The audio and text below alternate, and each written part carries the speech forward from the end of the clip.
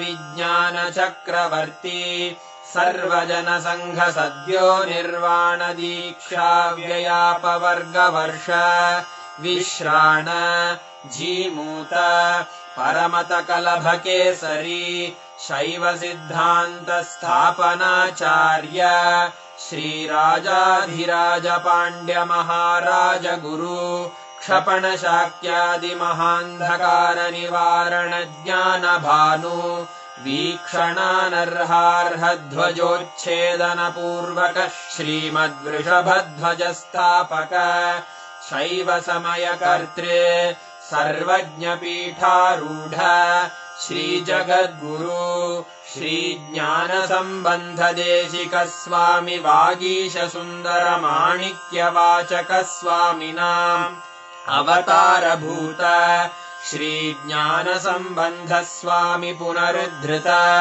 श्यामला पीठ सर्वज्ञ पीठ त्रिनवत्युत्तर द्विशततम गुरु महासन्निधान अरुणगिरि योगीश्वर परंपरागत अरुणाचल सर्वज्ञ पीठ गुरु महासन्निधान कैलास परंपरागत कांची कैलास सर्वज्ञ पीठ त्रयस्त्रिंशदुत्तर द्विशततम गुरु महासन्निधान नित्योत्सव नित्य मंगल नित्य कल्याण नित्य रजित कैलास परंपरागत आदि कैलास नित्यानंद पीठ महासंस्थान महासिंहासन पीठ कर्तः साक्षात् श्री परमशिव समुद्भूत कैलास परंपरागत वैवस्वत मनु इक्ष्वाकु हरिश्चंद्र भगीरथ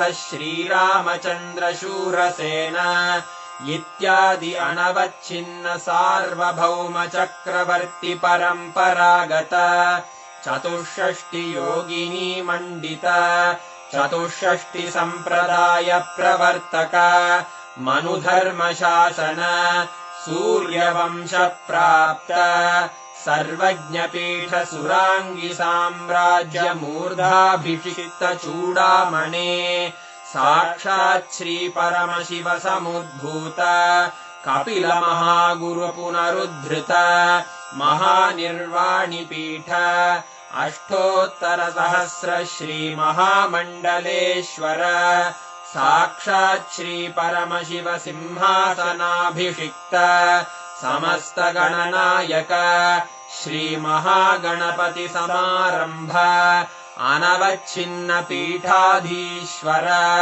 गुरु परंपरा प्राप्त अटल पीठ अष्टोत्तर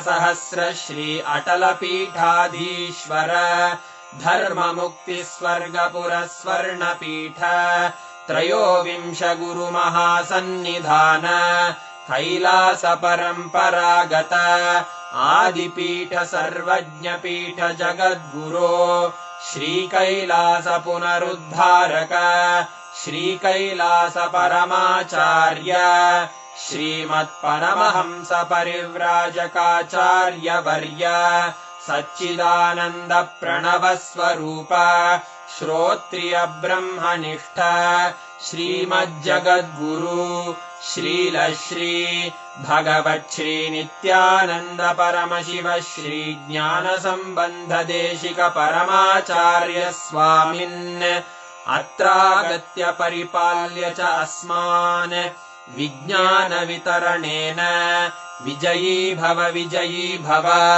जय जय।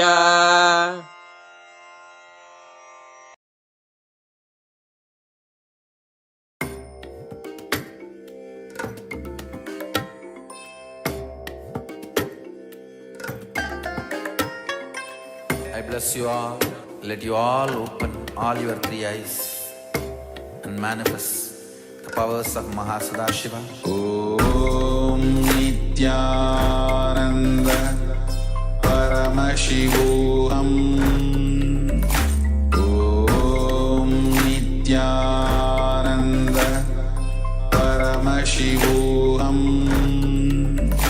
Om Nityananda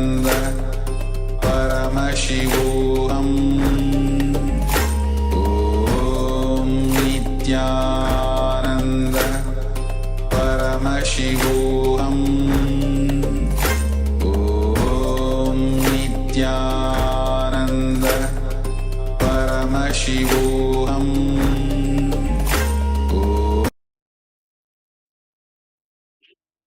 नित्यानन्दं परमसुखदं केवलं ज्ञानमूर्तिं द्वन्द्वातीतं गगनसदृशं तत्त्वमस्यादिलक्ष्यम् एकं नित्यं विमलमचलं सर्वधी साक्षिभूतं भावातीतं त्रिगुणरहितं सद्गुरुं तं Namami.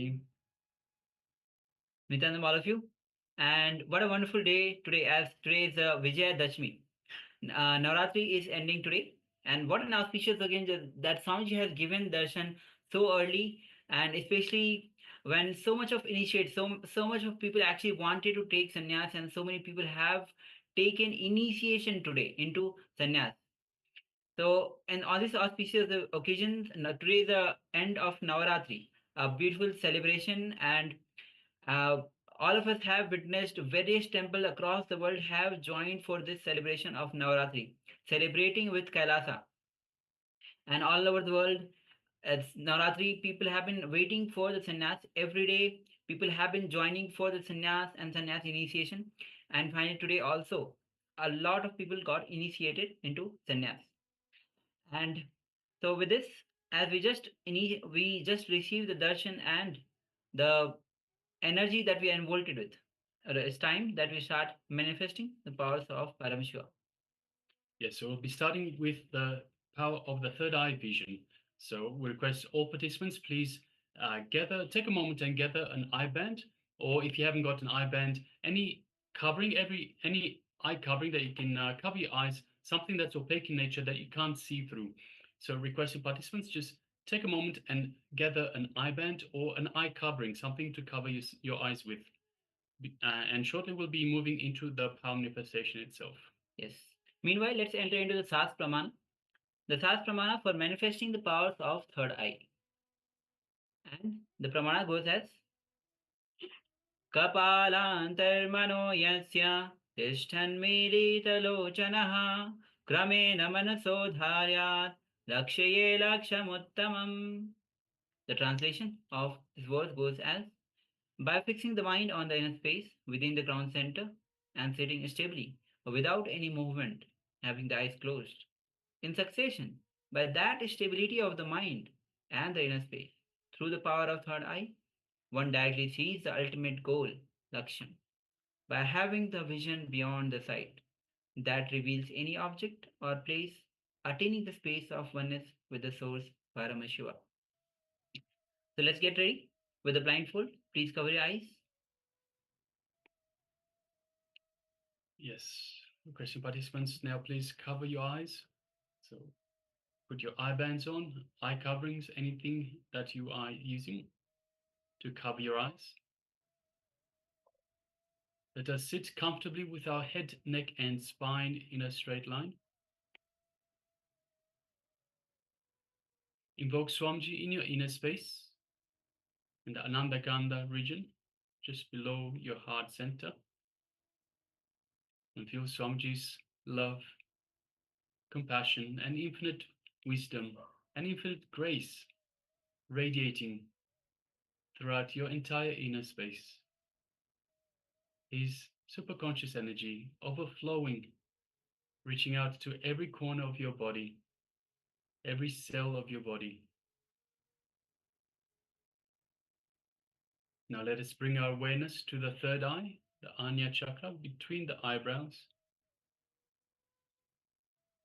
Let us visualize Swamiji in our Ajna chakra and start chanting the Mahavakya. Om Nityananda Paramashivoham. Om Nityananda Paramashivoham.